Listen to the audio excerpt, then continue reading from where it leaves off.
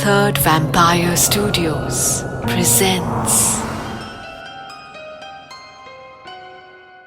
आजकल WhatsApp groups बहुत ही आम बात हो गई है। आम आदमी ने एक भी बार आम ना खाया हो तो भी चलेगा, पर वो व्हाट्सएप ग्रुप के बगैर गुजारा नहीं कर पाता। पर हाल ही में मुंबई के लालबाग एरिया में रहने वाले तेंदुलकर परिवार के व्हाट्सएप ग्रुप में कुछ खौफनाक बातें हो रही थी। वीकेंड था और शाम के 7:30 बज रहे थे। अचानक तेंदुलकर फैमिली नाम के व्हाट्सएप ग्रुप पर सभी को कुछ हलचल दिखाई दी। Shreyas Tendulkar is typing. ये मैसेज पूरे परिवार के स्क्रीन्स पर फ्लैश होने लगा। सब लोग सकते में आ गए। कुछ लोगों की आंखें भर आईं, कुछ लोग डर से सुन्न पड़ गए। पर श्रेयस तेंदुलकर की माँ, बीवी, भाई और बहन खुद की आंखों पर विश्वास नहीं कर पा रहे थे। पर किसी ने भी श्रेयस तेंदुलकर को फोन करने की हिम्मत नहीं की। इसीलिए नहीं कि वो नकचढ़ा था या चिड़चिड़ा था, पर सिर्फ इसलिए कि वो पिछले हफ्ते ही चल बसा था।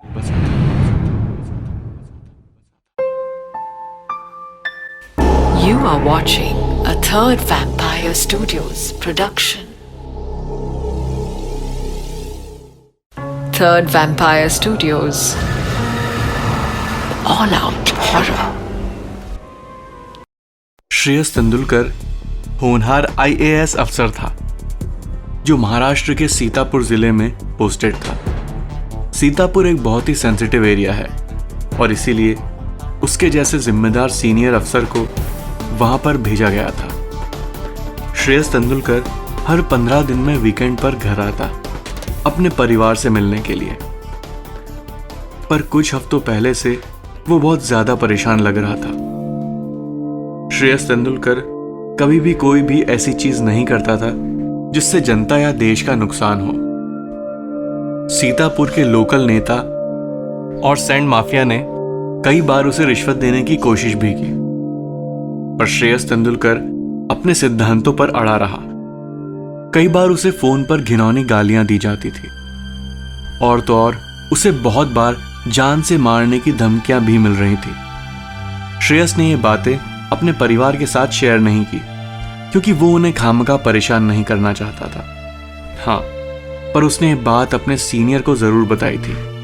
पर श्रेयस को पता नहीं था कि उसका सीनियर भी उस रेत माफिया के साथ मिला हुआ है। एक दिन देर शाम को जब श्रेयस तेंदुलकर ऑफिस से अपने घर जाने की तैयारी कर रहा था, तब वो सीनियर ऑफिसर उसके ऑफिस में आया। उसने श्रेयस को डिनर पे इनवाइट किया। क्योंकि वो उसका सीनियर था, इसलिए श्रेयस उसे मना नहीं कर पाया और उसके साथ डिनर पर चला गया। दोनों सीतापुर के एक बढ़िया होटल में खाना खाने गए थे। खाना खाने के बाद जब दोनों कुछ मीठा खा रहे थे,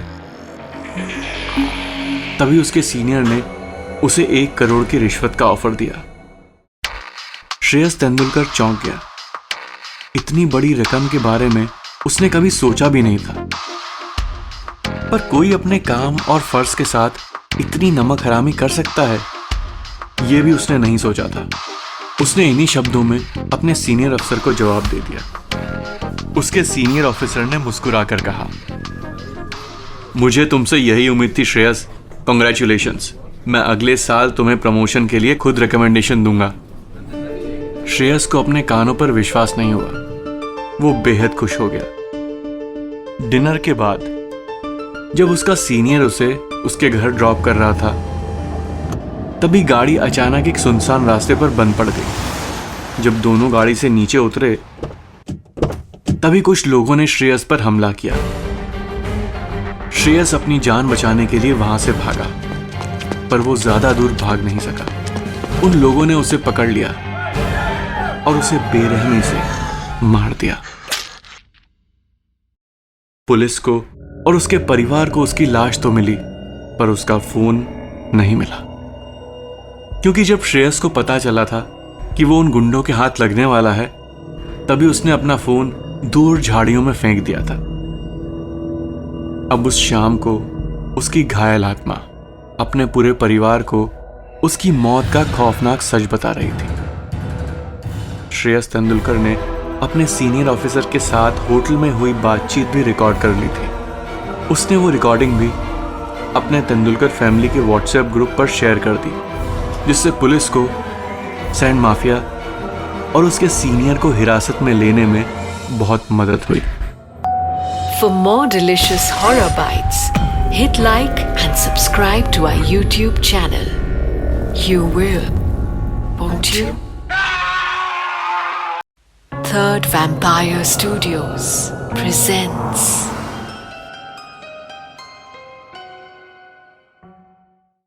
मुंबई के मशहूर सुइया कॉलेज में आजकल एक स्टूडेंट थर्ड ईयर बीएससी में अचानक बहुत छाई हुई थी। उसे अपने पूरे क्लास में सबसे ज्यादा मार्क्स मिल रहे थे। ये कोई आम बात नहीं थी, क्योंकि बीएससी केमिस्ट्री की उस क्लास में एक से एक स्कॉलर्स थे जो नेशनल कॉम्पिटिशन्स में भी हिस्सा ले रहे थे। बल्कि कुछ हफ्तों पहले तक दिया से किसी को कोई भी उम्मीद नहीं थी। उस वक्त वो सिर्फ नाम की दिया थी और उसके भविष्य में घोर अंधकार के सिवाय किसी को कुछ भी नहीं दिख रहा था। उसके घर वाले भी परेशान थे कि वो ग्रेजुएशन कैसे क्लियर करेगी। आखिर उन्हें अपनी सुंदर बेटी के लिए अच्छे रिश्ते जो चाहिए थे। वो बात और थी कि दिया की केमिस्ट्री एक नामुराद कॉमर्स स्टूडेंट के साथ खूब सिजल हो रही थी। उस कॉमर्स स्टूडेंट की मार्कशीट देखकर उसका प्रोफेसर भी हैरान होता और कहता, बेटा तू मार्कशीट में इतने सारे बैड डेट्स और एनपीएस लेकर इस जन्म में तो ग्रेजुएट नहीं होगा। खैर, बात दिया की हो रही है तो दिया पर ही टिके रहते हैं। दिया के माँ बाप को भी अपनी बेटी पर गर्व हो रहा था। उन्हें कहीं ना कहीं पता था कि ये सब उसकी स्वर्गवासी नानी का आशीर्वाद है। उसकी नानी दमयंती शेनॉय अपने पूरे डिस्ट्रिक्ट में पहली एमबीबीएस थी और उन्होंने अपने काम से पूरे परिवार का नाम रोशन किया था। उनकी फोटो आज भी उनके घर में टंगी हुई थी।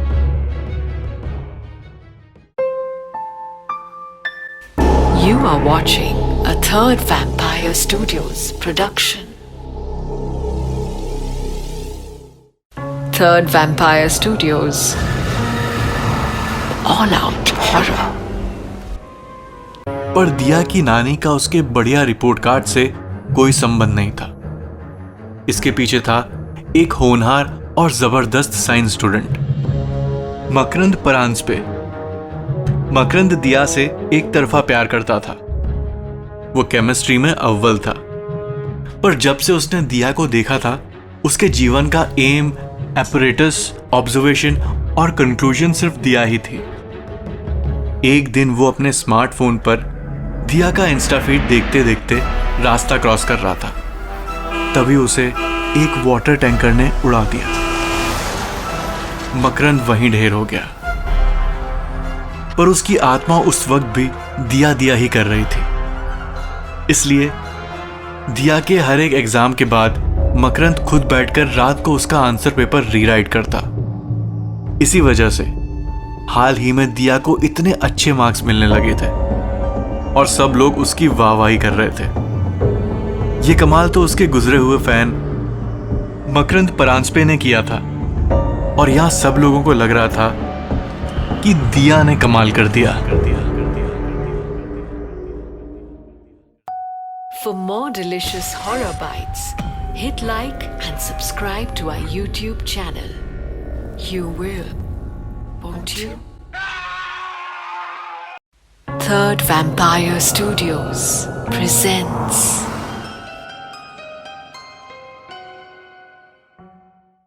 मुंबई में कुर्ला की गलियों में कई दिनों से कुछ अजीब आवाजें आ रही थी, किसी के करहाने की।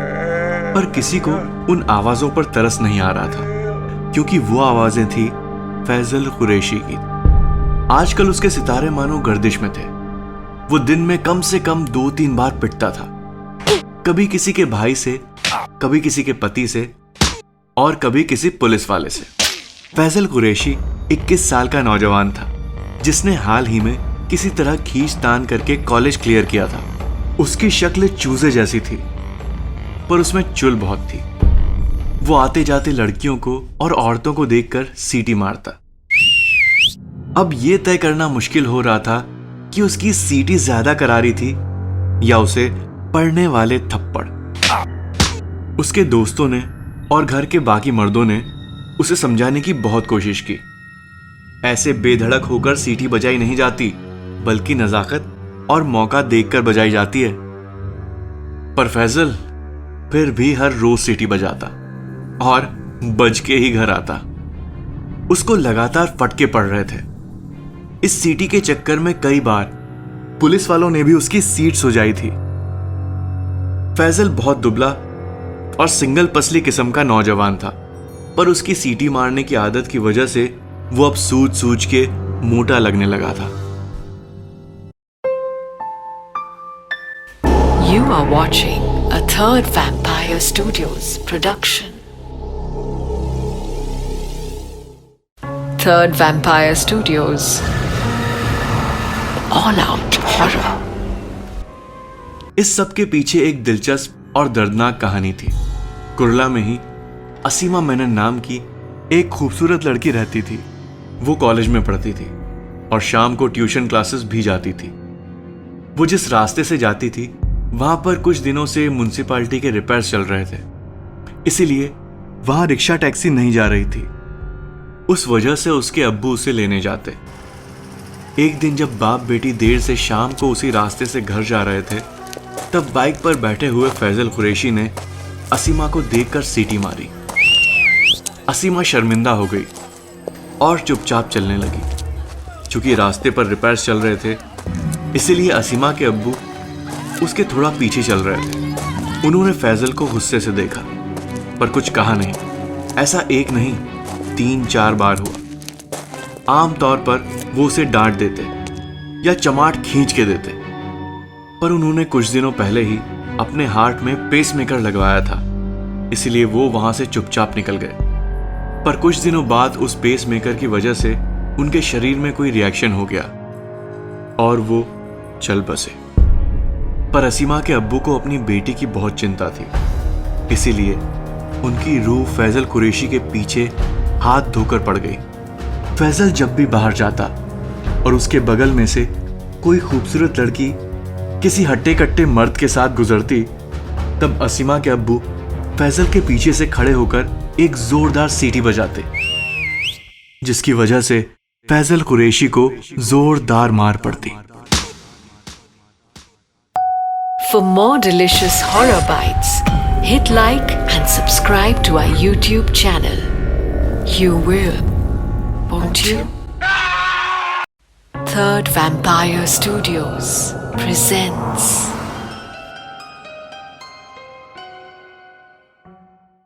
मुंबई में मरीन ड्राइव पर एक पॉश डेंटल क्लिनिक है, जिसमें हाल ही में बवाल मच गया। उस क्लिनिक का नाम है दांत वाला क्लिनिक और ये काफी सालों से मशहूर है।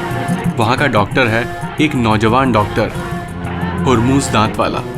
उसके बाप और दादा दोनों ही मशहूर डेंटिस्ट थे। उसके परदादा ने तो लॉर्ड माउंटबेटन का दांत निकाला था। पर आजकल दांत वाला क्लिनिक के पेशेंट्स को डॉक्टर के दांत तोड़ने का मन कर रहा था। ये ताज्जुब की बात थी, क्योंकि आमतौर पर डेंटिस्ट दांत का दर्द दूर करता है, पर यहां तो डेंटिस्ट को ही उसके दांतों से दूर करने की बात हो रही थी। अब देखा जाए तो उन पेशेंट्स की भी गलती नहीं थी। किसी का गलत दांत निकाला जा रहा था, किसी के गलत दांत पर रूट कैनाल हो रहा था और किसी के गलत दांत पर कैप लगाई जा रही थी। इसलिए दांत वाला क्लिनिक के रेपुटेशन को कैविटीज लग गई थी। लोग वहां राहत के लिए जाते, पर परेशान होकर लौटते। आपको तो पता ही है, दांत के दर्द वाला मरीज तो वैसे ही हालात का मारा होता है। उस पर किसी ने ऐसी लापरवाही कर दी तो बस जान निकलना ही बाकी होता है। सच कहा है किसी ने, मर्द को दर्द नहीं होता, हाँ, पर दांत का दर्द जरूर होता है। दांत वाला क्लिनिक, जो एक वक्त पर साउथ मुंबई के सबसे मशहूर डेंटल क्लिनिक में से एक था, आजकल बहुत सूना लगने लगा था। तो ऐसा क्या हो गया था कि अचानक इतने टैलेंटेड डॉक्टर हुरमुज दांत वाला को सभी पेशेंट डांट कर चले जाते थे। You are watching a Third Vampire Studios production. Third Vampire Studios. All out horror. इस सब के पीछे एक कारण था जो दांत के दर्द से भी ज्यादा दर्दनाक था। हुर्मुज ने हाल ही में कॉलेज खत्म किया था और वो मुंबई डेंटल कॉलेज के सबसे हैंडसम लड़कों में से एक था। वो उसी वक्त से ही एक बहुत ही बेहतरीन डॉक्टर भी था, क्योंकि वो अपने पिताजी को क्लिनिक में असिस्ट भी करता था। उसके खुद के दांत इतने सुंदर थे कि लड़कियां उसकी बस एक ही स्माइल पर फिदा हो जाती थी, इसीलिए वो हक से डेंटिस्ट भी लगता था। पर हुर्मुज एक नंबर का फ्लर्ट था। उसके कई लड़कियों के साथ अफेयर्स थे और वो किसी को भी सीरियसली नहीं लेता था। लड़कियां भी उसे ज्यादातर सीरियसली नहीं लेती थी, पर एक लड़की थी जिसे हुर्मुज से सच्चा प्यार था, और वो थी करिश्मा। करिश्मा उसे खुश करने के लिए कुछ भी करने के लिए तैयार थी, और उसने काफी कुछ कर भी दिया था। इनफैक्ट सब कुछ कर दिया था। पर जब करिश्मा प्रेग्नेंट हो गई तब हुर्मुज ने उससे शादी करने से साफ मना कर दिया। भावुक होकर करिश्मा ने अपनी जान दे दी। करिश्मा अपने बाप की इकलौती बेटी थी और उनका पूरा परिवार भी, क्योंकि करिश्मा की मां कुछ साल पहले ही कैंसर से गुजर गई थी। करिश्मा के जाने के बाद उसके पिताजी के पास भी जीने के लिए कोई कारण नहीं था। हालांकि वो खुद एक मशहूर डेंटिस्ट थे, उन्होंने भी खुदकुशी कर ली। पर मरने के बाद भी उन्होंने हुर्मुज को कभी माफ नहीं किया। वो उससे अपनी बेटी का बदला लेना चाहते थे और इसलिए उसे बर्बाद करने पर तुले थे। इसीलिए जब भी हुर्मुज दांत वाला डेंटल चेयर पर कुछ काम करने के लिए जाता, उससे पहले करिश्मा के पिताजी उसे एक बेहोशी की दवाई का लाइट डोज देते और उसका हाथ पकड़कर उसका पूरा काम बिगाड़ देते।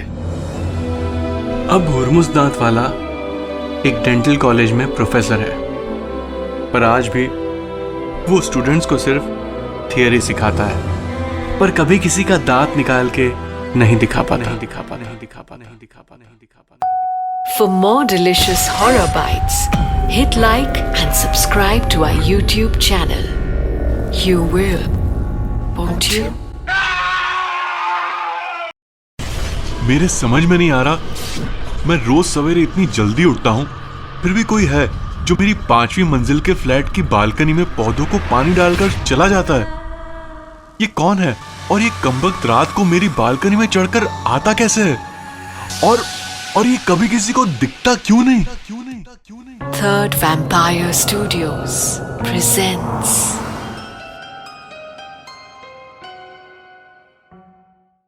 मुंबई में दादर के कबूतर खाने के पास राधेश्याम अपार्टमेंट्स में बहुत सारी मिडिल क्लास और हायर मिडिल क्लास फैमिलीज रहती हैं। एक कुछ ही साल पहले बनी हुई कोऑपरेटिव हाउसिंग सोसाइटी है, जो पहले एक चौल थी जिसमें हर समय खूब चहल पहल होती थी। पर राधेश्याम अपार्टमेंट्स की कुछ मंजिलों पर आजकल एक अजीब वारदात हो रही थी। उस बिल्डिंग की 5वीं, 6ठी और 7वीं मंजिल पर बालकनी में जो पौधे थे उसमें रोज सवेरे कोई पानी डालकर चला जाता था। इन तीनों मंजिलों के रहने वाले लोग बहुत हैरान थे। वो सोच रहे थे कि आखिर कौन सवेरे सवेरे हमारे उठने से पहले हमारे पौधों को पानी दे रहा है। कुछ ही हफ्तों में उन तीनों मंजिलों के गमलों में सुंदर सुंदर फूल खिलने लगे। ये देखकर उन घरों में रहने वालों का दिल खुश हो गया, मगर वो फिर भी जानना चाह रहे थे कि ये करिश्मा आखिर हो कैसे रहा है। कहीं इसके पीछे कोई जादू तो ना, या झाड़ फूक तो नहीं है।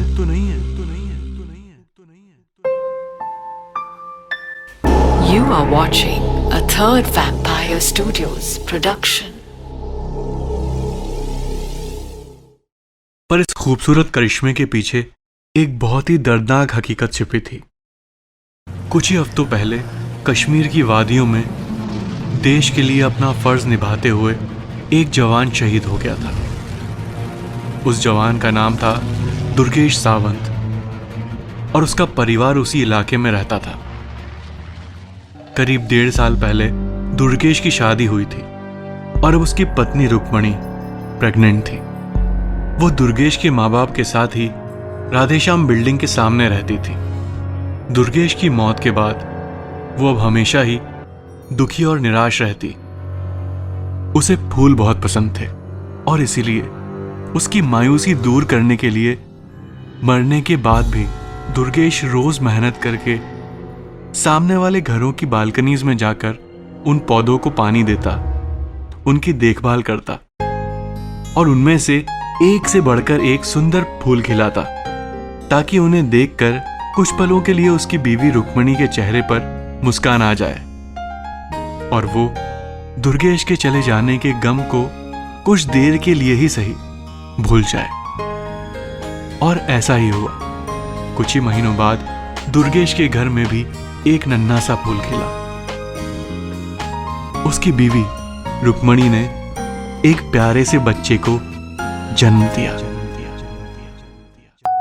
Hit like and subscribe to our YouTube channel. You will, won't you? Third Vampire Studios presents. Mumbai के थाने इलाके में तलाव पाली के पास एक कॉल सेंटर है जिसका नाम है स्टार कॉल सेंटर। उस कॉल सेंटर से आपको पूरे तलाव पाली का सुंदर नजारा दिखता है। यहाँ के एम्प्लॉयज यंग और डायनामिक हैं और उन्हें इस बीपीओ में काम करने में बड़ा मजा आता है। सब यहाँ बहुत दिल लगाकर काम करते हैं और अपने टारगेट्स वक्त पर पूरे करते हैं। ये कॉल सेंटर अच्छा खासा प्रॉफिट बनाता है और इसके एम्प्लॉयज को महीने की शुरुआत में ही सैलरी मिल जाती है, जो कि एक अच्छी कंपनी की निशानी मानी जाती है। पर इस महीने ऐसा नहीं हुआ। जैसे ही एम्प्लॉयज के बैंक अकाउंट्स में उनकी सैलरीज क्रेडिट हुई, उनके अकाउंट्स खाली हो गए। सब लोग हैरान परेशान हो गए, कुछ तो रोने लगे। उनका बहुत बुरा हाल हो गया था, क्योंकि किसी को अपने बच्चों की स्कूल फीस भरनी थी, किसी को अपने बुजुर्ग माँ बाप की सर्जरी करानी थी और कोई अपनी बहन की शादी के लिए पैसे बचा रही थी। उस कंपनी के ओनर ने भी अपने हाथ खड़े कर दिए। मैंने तो सही समय पर तुम्हारी सैलरीज तुम्हारे बैंक अकाउंट्स में ट्रांसफर की थी, पर अगर वो गायब हो गई तो मैं क्या कर सकता हूँ? मेरी भी मंथली सैलरी गायब हो गई है। मैं किसे अपना दुखड़ा सुनाऊं? 1 महीना बीत गया इस हादसे को। अगले महीने फिर पगार की तारीख आई और फिर वही हुआ। सब एम्प्लॉयज अपने बाल नोच रहे थे और पागल हो रहे थे। कुछ लोगों ने तो सामने वाले उस सुंदर तालाब में कूदकर जान देने की धमकी भी दी। 1-2 लोगों को तो ऐसा करने से रोकना पड़ा। सीईओ से लेकर चपरासी तक सब परेशान थे कि ये आखिर हो क्या रहा है। You are watching a Third Vampire Studios production. पर इस ऑनलाइन लूटमार के पीछे एक भयानक कारण था। वो जो कॉल सेंटर था, उसमें काम करने वाले नौजवान लड़के लड़कियां आज के युग के डकैत थे। वो गोली चलाते हुए घोड़ों पर आकर घरों को नहीं लूटते, बल्कि ये डकैत फोन से कॉल करके बहला फुसला कर ओटीपी मांगकर बैंक अकाउंट्स खाली करके लोगों के घरों को बर्बाद करते।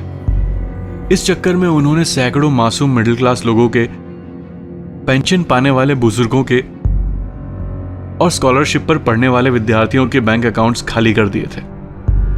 ऐसे ही एक मिडिल क्लास बंदे का बैंक अकाउंट उन्होंने खाली कर दिया था, जिसका नाम था दिलीप दामोदरन।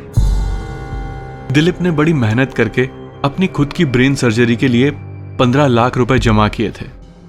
पर एक दिन किसी ने उसे फोन पर डराया कि उसका डेबिट कार्ड ब्लॉक होने वाला है और अगर वो ये चाहता है कि ऐसा ना हो तो वो अपने फोन पर आए हुए ओटीपी को शेयर करे और अपना डेबिट कार्ड रीएक्टिवेट करें। तभी दिलीप सोकर उठा ही था और अपने पूरे होशो आवाज में नहीं था और उसे फिर कोई परेशानी भी नहीं चाहिए थी, इसलिए उसने अपना ओटीपी शेयर कर दिया। अगले 15 मिनट में उसके बैंक अकाउंट से पूरे 15 लाख साफ हो गए और उसके साथ मिट गई उसकी जिंदा रहने की सारी उम्मीदें। दिलीप दामोदरन सही समय पर अपनी ब्रेन सर्जरी नहीं करा पाया, जिस वजह से उसकी मौत हो गई। पर उसकी आत्मा को यह नाइंसाफी मंजूर नहीं थी और उसने बदला लेने की ठान ली। उसने उन ऑनलाइन स्कैमस्टर्स को ढूंढ निकाला और उन्हें मजा चखाया। अपनी मीठी बोली से लोगों को बर्बाद करने वाले उन स्कैमस्टर्स की आंखों से अब खारे आंसू बह रहे थे, मगर उनका ये हशर करने वाले दिलीप दामोदरन के बदले की आग ठंडी नहीं हुई थी। वो अब बस अगले महीने का इंतजार कर रहा था। Hit like and subscribe to our YouTube channel. You will, won't you? Third Vampire Studios presents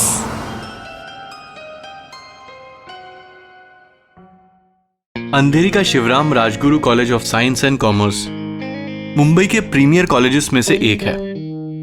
यहाँ के लड़के लड़कियां पढ़ाई के साथ साथ स्पोर्ट्स में भी अव्वल नंबर लाते हैं। इस कॉलेज का माहौल भी इतना पॉजिटिव है कि यंगस्टर्स यहाँ एडमिशन लेने के लिए तरसते हैं।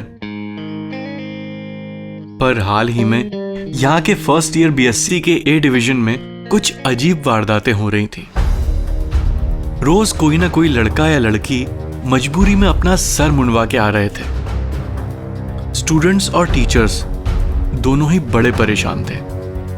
यह इसलिए हो रहा था क्योंकि रोज किसी ना किसी स्टूडेंट के बालों में कोई चुपके से च्युइंगम चिपका देता और वो स्टूडेंट रोते रोते अपने हेयर कटिंग सैलून में जाता। उसके बालों की हालत देखकर वो हेयर स्टाइलिस्ट उनसे कहता, सॉरी मैडम, बालों में च्युइंगम तो बहुत बुरी तरह चिपक गया है, बालों को जड़ों से निकालना पड़ेगा, पर सिर्फ थोड़ा सर का हिस्सा शेव करना ऑड लगेगा, इसलिए आप ऐसा कीजिए कि आप अपना पूरा सर शेव करवा लीजिए। धीरे धीरे Shivram Rajguru college of science and commerce के फर्स्ट ईयर बीएससी के ए डिवीजन में घने बाल वाले सर कम और चमकते हुए सर ज्यादा दिखाई दे रहे थे। बात प्रिंसिपल तक गई, वो भी अपना सर खुजाता रह गया। पर क्या कारण था कि इस कॉलेज के छात्रों के सुंदर बाल कोई इतनी बेरहमी से कटवाने पर मजबूर कर रहा था? You are watching a Third Vampire Studios production. दरअसल बात यह थी कि उस क्लास में कैंसर से पीड़ित एक लड़का था जिसका नाम था विजय खिलनानी। उसके कीमोथेरेपी ट्रीटमेंट के कारण उसके बालों पर और दांतों पर बुरा असर हुआ था। रेडिएशन की वजह से उसके सर पर बिल्कुल भी बाल नहीं बचे थे। उस वजह से कई स्टूडेंट्स उसकी पीठ पीछे उसका मजाक उड़ाते और उसके साथ घुलने मिलने से भी कतराते। जब उसकी बहन साक्षी खिलनानी को यह पता चला तब उसे बहुत बुरा लगा। साक्षी एक आईटी कंपनी में काम करती थी और कई बार काम की वजह से देर से घर आती थी। एक रात घर आते समय उसकी कार का बुरी तरह एक्सीडेंट हो गया और वो उस एक्सीडेंट में चल बसी। पर उसकी आत्मा को शांति नहीं मिली थी क्योंकि उसको पता था कि उसका छोटा भाई बहुत दुखी है। उसने फिर क्लासरूम के सब बच्चों के सर पर च्युइंगम चिपकाने की तरकीब निकाली ताकि उस क्लास के बाकी लड़के लड़कियों को भी अंदाजा हो जाए कि बाल खोने का दर्द कैसा होता है। धीरे धीरे जब क्लासरूम के सभी स्टूडेंट्स ने अपने बाल गंवा दिए तब उन्हें एहसास हुआ कि हेयर लॉस साइकोलॉजिकली कितना दर्दनाक होता है। सभी स्टूडेंट्स या तो कैप्स पहनकर कॉलेज आ रहे थे या तो स्कार्फ्स या दुपट्टों से अपना सर ढक रहे थे। कुछ ही दिनों में उन्हें खुद ही अपनी भूल का एहसास हो गया और वो साक्षी के छोटे भाई यानी विजय खिलनानी के साथ अच्छा बर्ताव करने लगे और यहां तक कि सबने उसके साथ खूब दोस्ती भी कर ली। Hit like and subscribe to our YouTube channel. You will, won't you?